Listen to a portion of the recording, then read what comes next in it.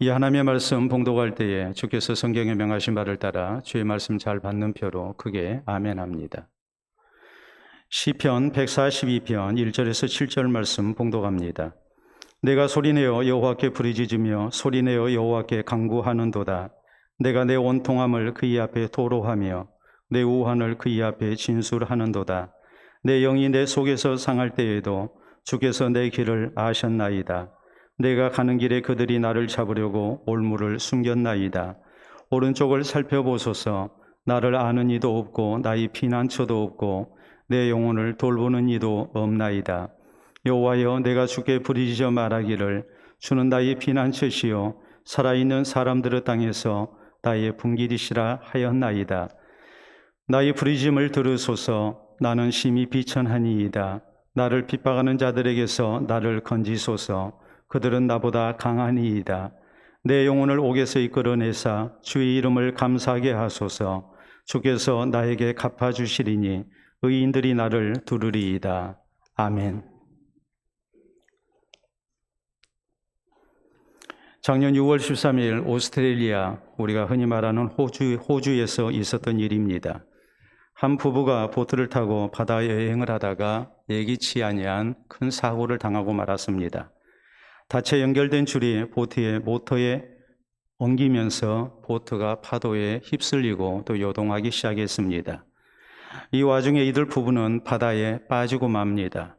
한밤중에 일어난 사고였습니다. 더구나 해안에서 약 38km나 떨어진 바다 가운데에 있었습니다. 참으로 위험한 일입니다.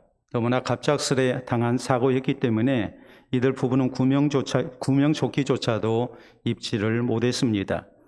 간신히 닫혀 연결된 공 모양의 부표를 잡고서 바다에 떠 있는 채로 2시간가량을 버텼습니다. 그런데 그 지역은 상어가 출몰하는 바다로서 잘못하면 상어밥이 될 수도 있었습니다. 참 위험한 상황입니다. 그러다가 이 부부 가운데 아내가 자기 호주머니 속에 스마트폰이 있다는 것을 생각해냈습니다.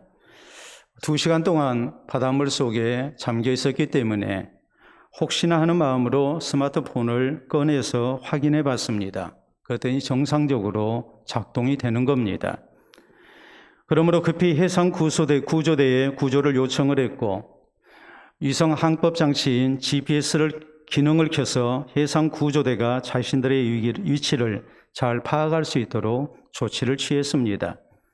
또 휴대전화에 손전등을 켜서 구조대로 하여금 조금이라도 쉽게 자기들을 발견하도록 이렇게 노력을 합니다.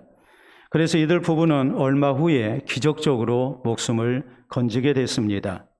이들 부부는 구조된 후에 스마트폰 회사에 감사 편지를 보냈습니다. 당신 회사에서 생산해낸 이 휴대전화 때문에 우리가 살게 됐습니다 하고서 감사 편지를 보냈는데, 이 휴대전화 회사는 우리나라의 삼성전자였습니다. 삼성전자의 갤럭시 스마트폰이 얼마나 완벽한 방수 기능을 가지고 있는지 전 세계에 알려진 그런 유명한 사건이 됐습니다. 참으로 위험한 일을 당했지만 스마트폰이 있어서 구조 신호를 보내는 가운데 목숨을 건질 수 있었다는 것, 이것이 또 한편으로 우리에게 시사하는 바가 크다는 것을 우리가 생각해야 합니다. 오늘 본문 시편은 이스라엘의 2대 왕인 다윗이 왕이 오르기 전 아주 위급한 상황에서 하나님의 구원과 또 도움을 체험하고서 쓴 시편입니다. 우리가 성경 말씀 보면 본 시편의 소제목이 나와 있습니다. 다윗이 굴에 있을 때에 지은 말쓰길 곧 기도라고 이렇게 나옵니다. 다윗이 굴에 있을 때라는 말은 사울왕이 다윗을 자신의 왕위를 이어받는 존재라 생각하고 날마다 다윗을 잡아 죽이기 위해서 추격을 합니다. 그러므로 다윗은 이리저리 도망다니다가 유대 광야에 굴에 숨어서 지내야 했습니다. 그러니까 다윗이 굴에 있을 때라는 말은 그의 삶 속에서 굉장히 어려운 시기라는 그런 뜻입니다. 생명의 위협을 느끼는 참으로 너무나도 힘든 상황 속에 놓여 있다는 그런 뜻을 지금 우리에게 전하고 있습니다. 그런가 하면 마스길이라고 성경은 말씀합니다. 마스길이라는 말은 교훈이라는 말입니다. 그리고 곧 기도라고 했습니다. 그렇기 때문에 이런 소제목이 우리에게 뜻하는 바가 뭐겠습니까? 다윗이 위험한 상황에서 하나님께 기도했다는 말이요. 그래서 하나님의 구원을 얻은 것, 그 결과로서 그가 굴에서 숨어서 지내던 사람이 결국 왕궁으로 옮겨져서 이스라엘의 왕이 됐다는 사실을 우리에게 증거합니다. 더 나아가서 하나님의 백성된 성도들도 어려운 일을 만났을 때에 다윗처럼 하나님을 향해서 나의 부르짖음을 들으소서라고 기도하라는 말이요. 그래서 하나님의 도움과 구원을 체험하는 아름다운 은혜를 우리가 허락받을 수 있어야 함을 강조하고 있는 것입니다. 그러므로 사랑하는 성도 여러분, 우리 성도는 본문 성경을 통해서 다윗이 어떤 신앙 자세로 하나님을 향해 나의 부르짖음을 들으소서라고 외쳤는지 기도했는지 살펴봐야 합니다. 그리고 우리 성도도 힘들 때마다 하나님께 나의 부르짖음을 들으소서라고 기도해야 합니다. 그래서 다윗처럼 하나님의 구원을 허락받고 우리가 오늘 놓여있는 어려운 형편 굴에서 왕궁으로 옮겨지는 아름다운 하나님의 은혜를 허락받는 복된 성도들이 되어야 합니다. 그러면 우리 성도는 어떤 신앙 자세로 하나님을 향해서 나의 부르짖음을 들으소서라고 기도해야 합니까? 첫째로 우리는 하나님께서 나의 모든 처지와 형편을 알고 계심을 믿고 하나님께 기도해야 합니다. 1절에 보면 다윗은 내가 소리내어 여호와께 부르짖으며 소리내어 여호와께 간구하는도다라고 말합니다. 소리내어 하나님께 부르짖었다는 말, 이 말은 그만큼 다윗이 하나님 앞에 간절히 기도했다는 말이요. 또 이 말은 역설적으로 그만큼 다윗이 힘들고 어려운 형편 가운데 놓여 있다는 것을 말합니다. 2절에 보면 내가 내 온통함을 그의 앞에 토로하며 내 우환을 그의 앞에 진술하는도다라고 말합니다. 내 온통함을 하나님 앞에 토로합니다. 다윗은 너무나도 억울했습니다. 사울왕을 대적한 적이 없습니다. 사울왕이 생각한 것처럼 다윗은 나쁜 사람이 아닙니다. 그런데 사울왕이 자기를 죽이려고 합니다. 얼마나 이것이 억울한 일인지 모릅니다. 더구나 다윗에게 있어서 우환이 가득했습니다.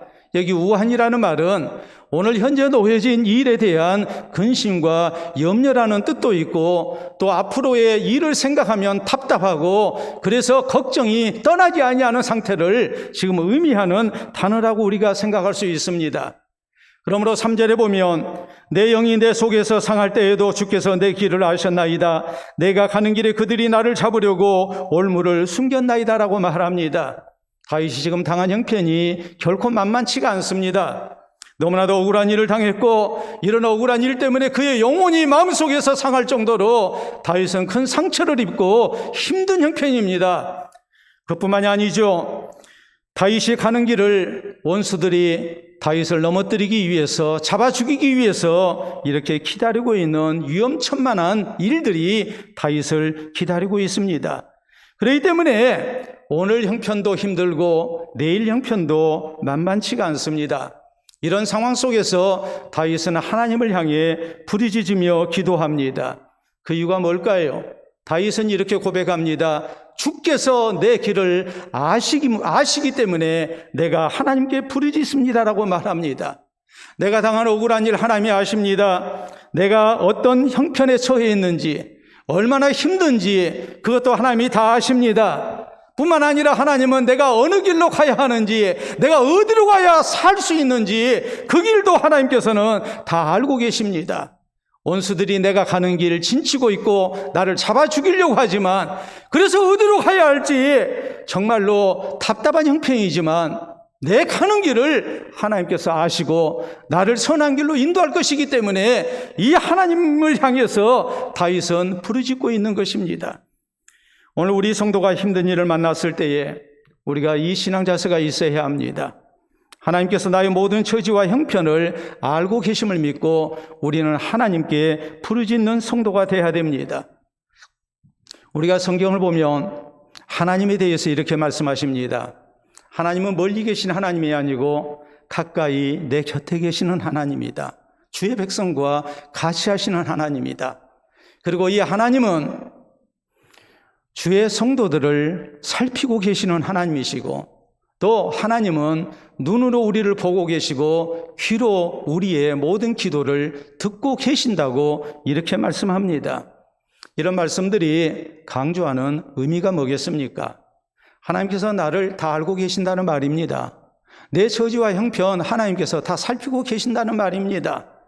내 억울한 형편 또 힘든 형편 하나님이 다 보고 아신다는 것을 우리에게 말씀하고 있는 것입니다. 우리가 마가복음 6장에 보면 이런 내용이 나옵니다. 예수님의 제자들이 예수님 없이 자기들끼리 배를 타고 바다를 건너다가 풍랑을 만났습니다. 시간은 한밤중이었습니다. 보는 사람 없습니다. 제자들이 아무리 살아보려고 발버둥 치지만 풍랑은 점점 거세어갔고 참으로 위험천만한 상황이 되고 말았습니다.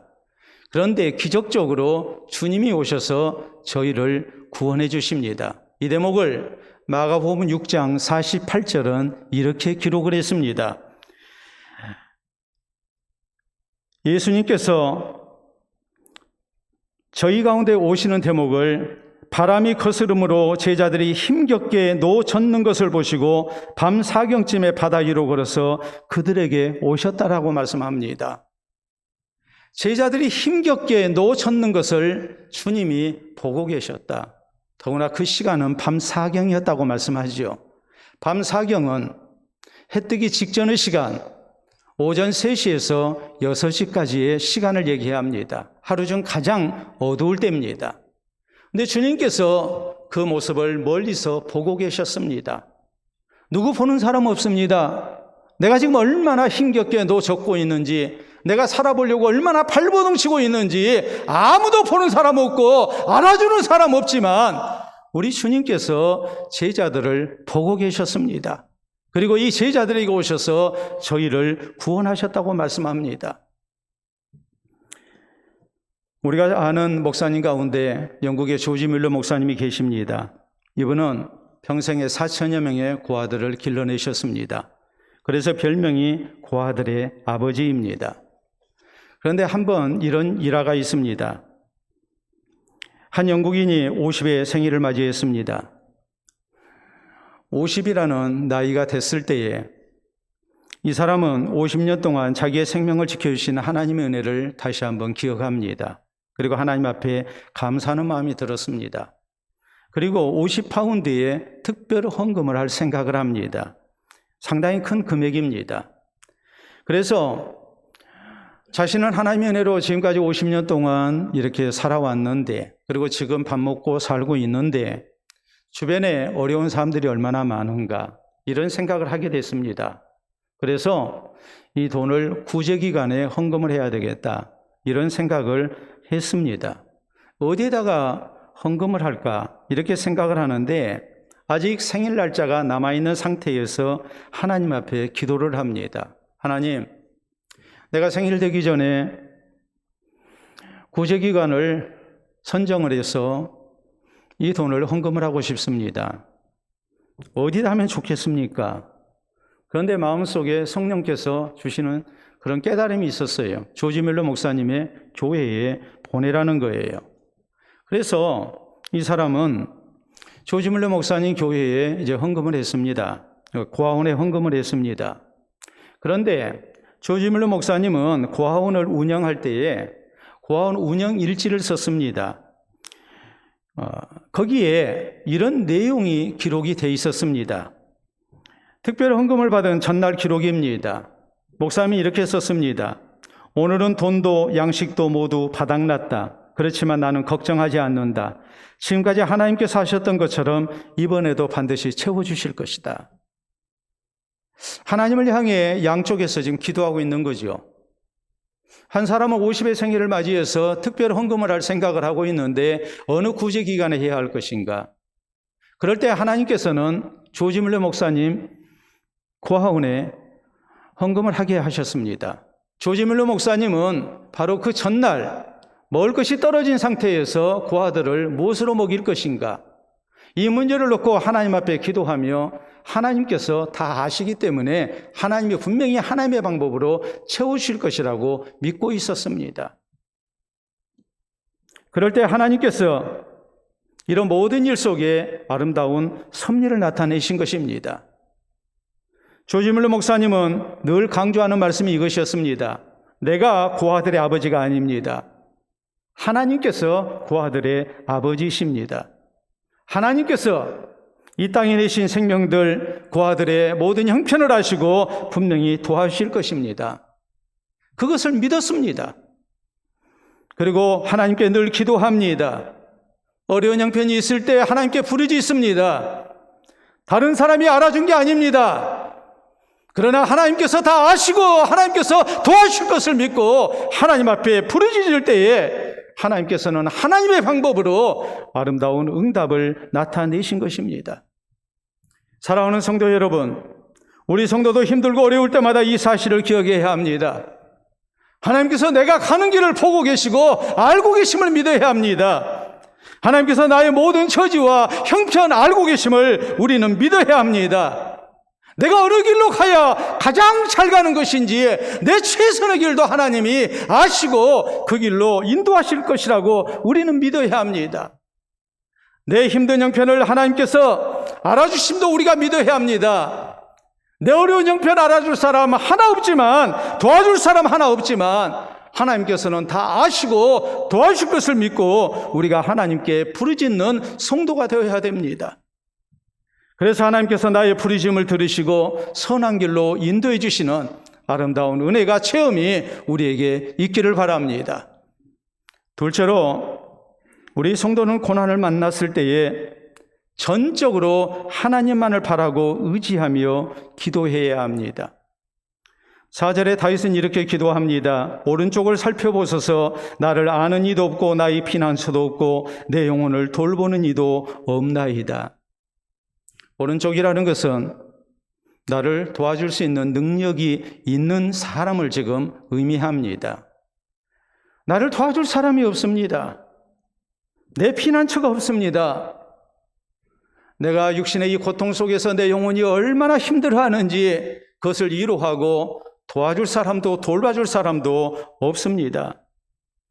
그런데 5절에 보면 여호와여 내가 주께 부르짖어 말하기를 주는 나의 피난처시오 살아있는 사람들의 땅에서 나의 분길이시라 하였나이다라고 말합니다.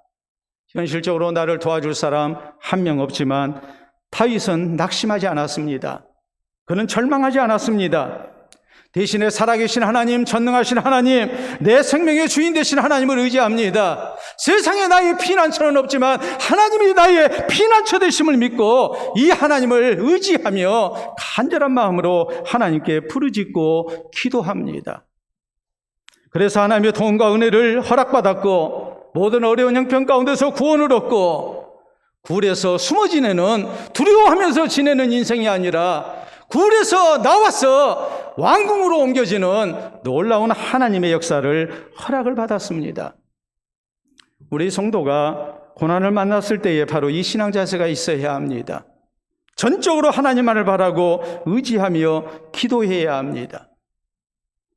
우리가 성경에 보면 유다의 아사 왕이 나옵니다. 아사 왕 때에 구수의 100만 대군이 쳐들어왔습니다. 너무나도 엄청난 대군 앞에 아사 왕은 정말 기가 죽을 수밖에 없었지만 조금도 기죽지 않고 하나님께 기도합니다. 그때 이렇게 기도했습니다. 여호와여 힘이 강한 자와 약한 자 사이에는 주밖에 도와줄 이가 없사오니 우리 하나님 여호와여 우리를 도우소서. 여호와여 주는 우리 하나님이시오니 원하건대 사람이 주를 이기지 못하게 하시옵소서. 내 주위를 살펴볼 때 도와줄 사람 한 사람 없지만, 내가 도움받을 때 없지만 하나님이 계심을 잊지 않습니다. 이 전능하신 하나님을 향해 기도합니다. 오직 하나님만을 바라며 하나님만 의지하며 하나님께 소망 두고 하나님께 부르짖었습니다. 그럴 때 하나님께서 응답하십니다. 놀라운 승리를 얻고 하나님께 감사와 영광을 돌려드립니다. 우리가 잘 아는 종교개혁자 마틴 루터가 있습니다. 마틴 루터가 종교개혁을 할 당시에 그런 로마 가톨릭 교황청으로부터 엄청난 박해를 받았습니다. 그러자 처음에 함께했던 동지들이 흔들리기 시작했고 결국에는 변제라는 사람까지 나오기 시작했습니다. 이 모습을 보고 루터는 크게 낙심합니다. 그리고 종교개혁에 대한 용기를 잃고 말았습니다. 그러자 함께한 신앙의 동지인, 개혁의 동지인 멜랑스턴이 루터에게 이렇게 말합니다. 문제가 있는 것이 문제가 아니라 불신앙이 문제다. 언제 우리에게 문제가 없었던 때가 있었느냐? 하나님께 우리의 문제를 아뢰자. 하나님은 하나님을 구하는 자에게 늘 가까이 계신다라고 권면합니다. 우리가 종교개혁을 일으켰지만 지금까지 지나온 날을 돌아보면 문제 없었던 때가 있었느냐 이 말이에요. 항상 문제는 있었다. 지금 몇 사람이 변절했다고 그래서 이제 끝났다고 생각해서는 안 된다. 우리가 지금까지 하나님 의지했고 하나님께서 도와주실 것을 확신하며 우리가 종교개혁의 기치를 들었는데 오늘 몇 사람 떨어져 나갔다고 해서 변절했다고 해서 모든 것이 끝난 것처럼 생각해서는 안 된다. 우리에게 진짜 문제는 우리가 하나님보다 사람을 의지하는 것이다. 이 말을 듣고 루터는 자기의 죄를 회개합니다. 내가 하나님보다 사람을 의지했구나. 그리고 용기를 다시 내는 가운데 하나님을 찾습니다. 하나님께 기도합니다. 그럴 때 하나님께서 도와주셨고 선한 섭리를 나타내셔서 결국 종교개혁은 성공할 수 있었습니다. 사랑하는 성도 여러분, 성경은 시편 42편 5절에 우리에게 이렇게 말씀합니다. 내 영혼아 내가 어찌하여 낙심하며 어찌하여 내 속에서 불안해하는가? 너는 하나님께 소망을 두라. 그가 나타나 도우심으로 말미암아 내가 여전히 찬송하리로다. 우리가 아무리 우리의 주변을 살펴보고 상황을 계산해 본다 할지라도 우리에게 방법이 없고 우리에게 소망이 없다 할지라도 우리는 두려워하거나 낙심하거나 불안해서는 안 된다고 말씀합니다. 왜입니까? 우리에게 살아계신 하나님이 계시기 때문이라고 강조합니다. 이 하나님께 소망을 두고 하나님께 모든 것을 맡기고 하나님께 기도하는 가운데 하나님의 구원을 기다리는 성도가 될 것을 성경은 우리에게 말씀하고 계십니다. 그러므로 신앙경은 이렇게 말합니다. 인간의 끝이 하나님의 시작이다라고 말합니다. 우리가 아무리 절박한 상황에 놓여 있다 할지라도 우리가 막다른 길에 다다랐다 할지라도 우리는 그것이 끝이 아니고 그 끝난 지점에서 우리는 살아계신 하나님을 바라보는 성도가 되어야 한다는 말입니다. 사람에게 방법이 없을 때 내가 아무리 생각해도 이 난관을 헤쳐나갈 길이 없을 때 우리는 위에 계신 하나님을 바라보며 하나님을 의지해야 합니다. 하나님을 찾아야 합니다. 하나님께 기도해야 합니다. 하나님께 부르짖어야 합니다. 그래서 우리 하나님께서 나의 도움이 되시는 가운데 하나님의 놀라운 도움과 구원을 체험하는 은혜가 우리에게 있기를 바랍니다. 셋째로 우리 성도는 고난을 만났을 때에 하나님께서 분명히 응답해 주실 줄을 믿고 하나님께 기도해야 합니다. 6절에 다윗은 이렇게 기도합니다. 나의 부르짖음을 들으소서. 나는 심히 비천하니이다. 나를 핍박하는 자들에게서 나를 건지소서. 그들은 나보다 강하니이다. 하나님의 도움과 하나님의 은혜가 없다면 나는 이 힘든 형편에서 벗어날 길이 없다고 고백합니다. 그러면서 하나님의 자비와 긍휼과 응답을 간절히 호소합니다. 7절에 보면 내 영혼을 옥에서 이끌어내사 주의 이름을 감사하게 하소서. 주께서 나에게 갚아주시리니 의인들이 나를 두르리라라고 말합니다. 오늘 내가 노예에 있는 형편이 꼭 감옥에 갇혀 있는 것 같습니다. 굴 속에 피해서 목숨을 부지하고 있는 자신의 모습이 감옥살이 하는 것과 똑같다고 말합니다. 이런 상황 속에서 다윗은 하나님 앞에 부르짖으면서 하나님, 주님의 이름에 내가 감사할 수 있도록 나를 구원해달라고 호소합니다. 하나님 앞에 영광을 돌려드릴 수 있게 해달라고 하나님 앞에 간절히 호소합니다. 의인들이 나를 두를 수 있도록 이들과 함께 하나님 앞에 감사하고 찬송하며 하나님께 영광을 돌려드릴 그날이 속히 오게 해달라고 하나님 앞에 호소합니다. 특히 다윗은 뭐라고 그랬습니까? 주께서 나에게 갚아주시리니라고 고백했습니다. 분명히 하나님께서 내 기도에 응답하실 것을 확신합니다. 어려운 중에도 하나님 의지하고 하나님께 부르짖으며 우리 하나님의 은혜를 구하면 절대 하나님이 외면하지 않으시리라는 것을 다윗은 믿었습니다. 어려운 중에 하나님을 향해 기도하는 것, 부르짖는 것, 이것이 절대로 헛된 일이 아니라 살아계신 하나님, 전능하신 하나님의 구원을 가져오는 아름다운 방법이 될 것을 다윗은 확신했습니다. 그리고 이 믿음 가지고 하나님 앞에 부르짖고 기도했던 것입니다. 우리 성도가 고난을 만나서 하나님께 부르짖을 때 우리에게 바로 이 신앙 자세가 있어야 합니다. 우리가 하소연할 데 없어서 하나님께 하소연하는 게 아닙니다. 하나님께서 내 기도를 들으시고 나를 구원하실 것을 우리가 확신하면서 하나님의 응답을 믿으며 우리가 기도해야 한다는 말입니다.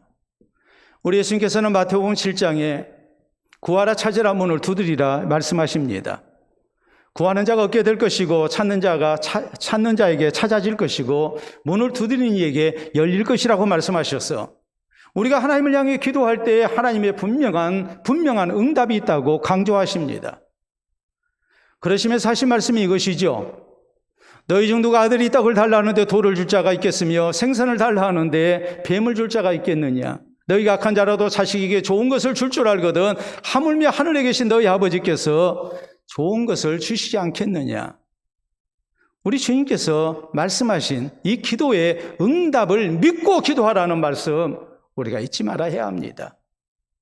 성경은 로마서 8장 32절에 우리에게 이렇게 말씀합니다. 자기 아들을 아끼지 아니하시고 우리 모든 사람을 위하여 내어주신 하나님께서 어찌 그 아들과 함께 모든 것을 우리에게 주시지 않겠느냐.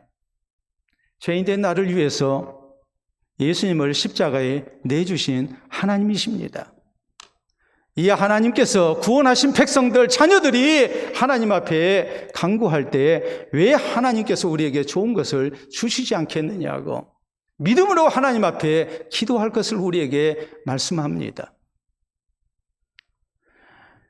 에베소 3장 20절에 있는 말씀을 보면 성경은 우리 가운데 역사하시는 성령의 은혜에 대해서, 하나님의 은혜에 대해서 말씀합니다. 우리가 구하는 것이나 생각하는 것 이상으로 역사하시는 하나님이라고 강조합니다. 우리가 하나님 앞에 기도할 때 우리 하나님께서 우리 생각 이상으로, 우리가 구하는 것 이상으로 풍성한 응답을 나타내신다는 말입니다. 이 하나님을 믿고 우리가 하나님께 기도해야 한다는 말입니다. 1800년대 중반 아일랜드에 스크리븐이라는 청년이 있었습니다. 그는 신실한 그리스도인이었습니다. 사랑하는 약혼녀와 함께 결혼식을 앞두고 있었습니다. 그런데 결혼식 이틀 전 약혼녀가 그만 익사하고 말았습니다. 너무나도 큰 충격을 받습니다. 도저히 살던 곳에서 살 수가 없었습니다. 그러므로 멀리 캐나다로 이민 가서 삽니다. 그런데 얼마 후에 고향에 계신 어머니가 중병에 걸려서 죽음을 기다리고 있다는 소식이 왔습니다. 당장 갈 수도 없고 이 어머니를 도울 방법도 없습니다. 너무나 답답합니다. 그러므로 할 수 있는 것은 하나님께 기도하는 일이었기 때문에 간절히 하나님께 부르짖었습니다. 이렇게 기도합니다. 하나님, 어머니의 병을 고쳐주시옵소서. 기도에 응답해 주시옵소서. 그러면 나의 일생을 하나님 영광 위에 내가 살겠습니다. 간절히 기도합니다. 마음속에 큰 평안이 찾아왔고 조금도 걱정이 되지 않았습니다. 놀랍게도 얼마 후에 고향에서 어머니의 소식이 왔는데 깨끗이 낫다는 거예요. 하나님의 기적이 나타났다고 얘기합니다. 그러므로 하나님 앞에 감사하면서 성령의 큰 감동이 물밀듯이 몰려왔습니다. 그 감격을 담아서 이 사람이 찬송시를 썼습니다. 그리고 이 찬송시에 곡이 붙어서 오늘날 전 세계적으로 아주 유명한 찬송가가 돼서 전 세계에서 불리워지는 그런 찬송이 됐습니다. 우리가 설교 후에 부를 찬송 369장 죄짐 맡은 우리 구주가 바로 이렇게 해서 작사가 됐습니다. 우리가 가사 한번 보도록 하겠습니다. 죄진 받은 우리 구주 어찌 좋은 친구인지 걱정 근심 무거운 짐 우리 주께 맡기세. 주께 구함 없는 거로 복을 받지 못하네 사람들이 어찌하여 아를 줄을 모를까. 시험 걱정 모든 괴로움 없는 사람 누군가 부질없이 낙심 말고 기도드려야 하리세. 이런 진실하신 친구 찾아볼 수 있을까. 우리 약함 아시오니 어찌하니 아를까. 근심 걱정 무거운 짐 아니진 자 누군가 피난처는 우리 예수 주께 기도드리세. 세상 친구 멸시하고 너를 조롱하여도 예수 품에 안기어서 참된 위로 받겠네. 아멘이라고 이렇게 아름다운 찬송시를 썼습니다. 사실이 그렇죠. 근심 걱정 없는 사람 누가 있습니까? 무거운 짐 없는 사람 누가 있습니까? 문제는 이것을 벗어나는 길은 오직 참으로 좋으신 우리 주님께 기도하는 것이라고. 그럴 때 우리에게 참된 평안과 구원과 해방이 있다고 우리에게 말씀하고 있는 것입니다. 스크리브는 이 찬송시에 대해서 이렇게 말합니다. 이 찬송시는 주님과 내가 함께 지었다. 나는 하나님의 응답을 믿고 기도했습니다. 하나님의 응답을 확신하며 평안을 누렸습니다. 그럴 때 하나님께서 그 믿음에 응답하셔서 놀라운 결과를 주셨고 이 응답 앞에 감사하며 하나님 앞에 영광을 돌려드리는 찬송시를 썼다는 말입니다. 이후로 스크리브는 캐나다 호프항에서 40여 년을 삽니다. 그리고 하나님 앞에 서원한 대로 예수 그리스도의 사랑으로 가난하고 힘든 사람을 도우며 평생을 살았습니다. 그러므로 사람들은 이 스크리븐을 호프항의 성자라고 불렀고 선한 사마리아 사람이라고 불렀습니다. 오늘날 우리가 캐나다 호프항에 가면 이런 기념비가 있습니다. 여러분 사진 보시게 되면 바로 찬송 369장을 작사한 스크리븐의 그런 이 기념비가 있습니다. 이 사람이 하나님 앞에 은혜를 입고 얼마나 아름다운 모습으로 남은 세월을 살았는가. 그리고 하나님의 선하심을 증거하며 하나님의 사랑을 나타내는 사람이 되었는가. 찬송 369장이 그저 아무렇게나 우리에게 주어진 찬송시가 아니라 이런 놀라운 기도의 응답 속에 살아계신 하나님을 찬송하며 오늘 우리에게 실존인물인 스크리븐을 통해서 우리도 역시 동일한 기도와 하나님의 응답을 누릴 것을 권면하고 있다는 것을 우리에게 깨닫게 하는 그런 기념비입니다. 사랑하는 성도 여러분, 성경은 빌립보서 4장 6절로 7절에 우리에게 말씀합니다. 아무것도 염려하지 말고 다만 기도와 간구로 너희 구할 것을 감사함으로 하나님께 아뢰라. 그리하면 모든 지각이 뛰어난 하나님의 평강이 그리스도 예수 안에서 너희 마음과 생각을 지키시리라. 염려하지 말라고 말씀하십니다. 하나님의 응답을 믿고 감사함으로 하나님 앞에 우리의 구할 것을 기도하라고 말씀하십니다. 그래서 우리의 모든 처지와 형편을 아시는 하나님께서 우리의 마음과 생각을 지키시고 우리를 평안케 하시는 은총을 누릴 것을 우리에게 권면하고 있습니다. 그러므로 우리 성도는 고난을 만났을 때에 하나님께서 분명히 응답이 줄 줄로 믿고 기도해야 합니다. 염려 대신에 하나님께 기도하며 모든 것을 하나님 손에 맡겨드려야 합니다. 그래서 참으로 좋으신 하나님의 응답을 체험하고 또 하나님께 감사와 영광을 돌려드리는 아름다운 간증이 우리 모두에게 있기를 바랍니다. 여러분에게 한 분 소개합니다. 매스컴을 통해서 혹시 이분 보셨는지 모르겠습니다. 서울대 이왕재 교수입니다. 혹시 보셨습니까? 이분이 쓴 유명한 책이 있죠. 다음 보면 이왕재 교수의 비타민C 이야기, 거기 부제로 100세 시대 건강의 답이라고 나와 있습니다. 이분은 비타민C가 우리 몸에 얼마나 좋은가를 널리 홍보하는 사람이에요. 그래서 비타민C 박사라고 통하고 있어요. 그래서 이분 지인들과 식사를 하면서 같이 식사하면서 그렇습니다. 식사 도중에 비타민C 타임이 있어요. 그래서 식사 도중에 다 비타민C를 꺼내가지고 비타민C를 먹어요. 비타민 C는 식사 도중에 먹는 것이 제일 좋다고 이렇게 홍보를 하죠. 그뿐만이 아니라 암 환자라 할지라도 고용량의 비타민 C를 이렇게 투여해서 그래서 상당한 치유 효과를 이렇게 입증하는 그런 임상실험을 하는 분으로도 또 유명합니다. 실제적으로 비타민 C를 고용량으로 투약을 하게 되면 좋아진다는 그런 결과가 분명히 나와 있어요. 그래서 이분은 비타민 C 박사로 우리에게 널리 알려져 있어요. 그런데 이것은 대한민국에 사는 일반인들에게 알려진 일이고 특별히 우리 그리스도인들에게 이분에 대하여서 또 다른 유명한 그런 일이 있습니다. 그것은 다른 게 아니에요. 이분의 유명한 간증이에요. 이분은 서울 온누리교회 장로님이세요. 근데 이분이 간증할 때 그 얘기를 들으면 우리가 다 감동을 받을 수밖에 없어요. 실제 자신이 겪었던 일이니까요. 1996년 12월 24일 성탄절 바로 하루 전날입니다. 그날은 토요일이었습니다. 하나밖에 없는 딸이 있는데 하나밖에 없기 때문에 이름이 뭐겠습니까? 하나입니다. 이름도 하나인데 결혼 9년 만에 시험관 실수를 통해서 얻은 참으로 소중한 딸이에요. 근데 당시에 이 딸이 4년 6개월 됐어요. 그러니까 만 5세가 안 된 그런 상태예요. 그런데 이 아이가 교통사고를 당합니다.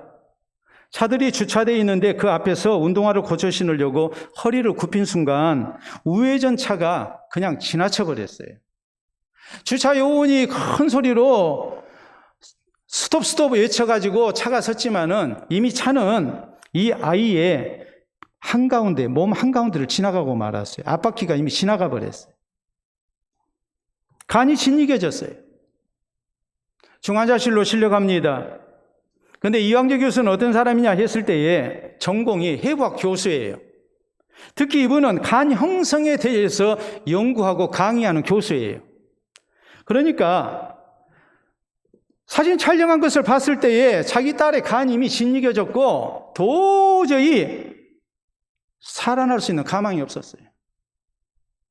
이 상황에서 어찌 해야 되겠습니까? 하나님께 간절히 기도합니다. 밤새워 눈물로 기도했습니다. 그런데 이상하게도 하나님 앞에 다 맡기고 기도하고 난 다음에 마음이 평안해졌어요. 다음 날이 주일이죠. 병원으로 간 것이 아니라 교회 나가서 하나님 앞에 예배드리고 감사헌금을 드립니다. 하나님께서 분명히 선히 응답해 주실 줄 믿습니다. 그럴 때 하나님의 기적이 나타났어요. 딸의 짓이겨진 간이 기적적으로 재생되기 시작한 거예요. 그래서 완전히 회복이 돼서 2주 만에 퇴원을 했습니다. 이분은 이렇게 말씀합니다. 살아계신 하나님께서 간이 서늘할 정도로 분명하게 그리고 확실하게 우리의 기도에 응답해 주셨습니다. 우리 부부는 하나님께서 우리의 삶을 지키고 계심을 체험했습니다. 이렇게 간증하십니다.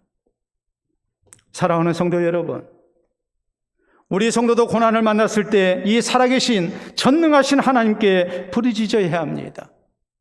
하나님께서 나의 모든 처지와 형편을 알고 계심을 믿고 우리는 하나님께 기도해야 합니다. 사람에게는 방법이 없지만 하나님께 방법이 있음을 믿고 전적으로 하나님을 바라며 하나님 의지하며 하나님께 소망 두고 기도해야 합니다. 하나님께서 우리의 기도에 분명히 응답해 주실 줄 믿고 우리는 확신 가운데 하나님께 믿음으로 다 맡겨드려야 합니다. 그래서 하나님의 도움과 구원을 체험하고 하나님께 감사와 영광을 돌려드리는 우리 모든 성도 되시기를 우리 주님의 이름으로 축원합니다. 우리 함께 기도합니다. 언제 하나님께 간절히 기도해 보셨습니까? 내 기도가 하나님께 상달되는 가운데 나를 살리는 기도가 될 것이라고 믿고 하나님께 간절히 기도해 보셨습니까? 살아보려고 발버둥 치는 우리의 모습이지만 얼마나 하나님께 또 기도해왔는지 우리 자신을 돌아봐야 합니다. 내 힘만으로는 못 삽니다. 하나님 은혜가 있어야 삽니다. 다윗과 같이 절박함 속에서, 굴 속에서, 감옥 속에서 하나님께 기도하고 하나님이 나를 구원해 주시고 하나님의 왕궁으로 옮겨주시는 아름다운 은혜를 체험하게 해달라고 우리 함께 기도합시다.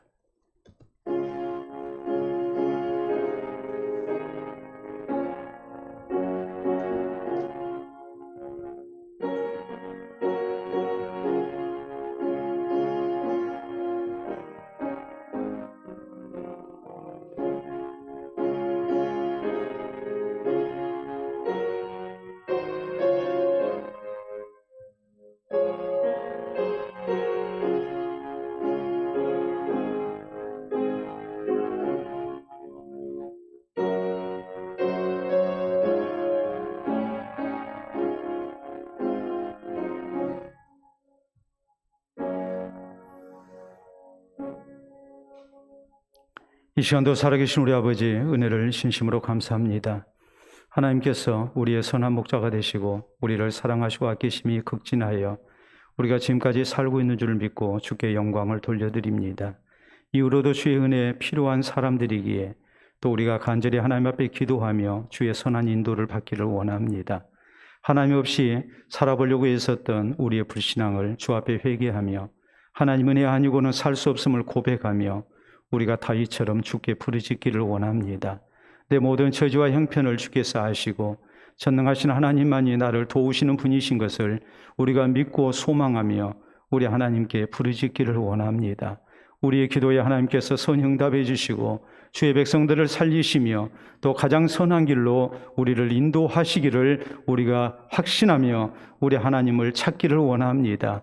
이 시간도 머리 숙인 주의 백성들마다 하나님 긍휼히 여겨주시고 또 저희가 이후로 하나님 앞에 간절히 기도할 때마다 하나님께서 그 기도하는 모습을 보시고 기도를 들으시고 저희를 가장 좋은 길로 인도하여 주시옵소서. 그래서 구원의 하나님을 찬양하며 주께 영광을 돌려드리며 또 이것이 우리에게 귀한 간증이 되게 하시고 많은 사람들을 기도의 자리로 살아계신 하나님 앞으로 인도하는 아름다운 도구가 될 수 있도록 주님 역사해 주시옵소서. 고난 가운데 아무도 알아줄 리 없는 여러 가지 힘든 형편 속에 하나님께 소망 두고 기도하는 백성들 하나님께서 이 시간도 기억해 주시고 은밀한 중에 부르짖는 그 기도마다 하나님 앞에 상달되게 하시고 우리 하나님의 선하심이 드러나는 응답이 나타나게 하여 주시옵소서. 감사하며 예수님 이름으로 기도하옵나이다. 아멘.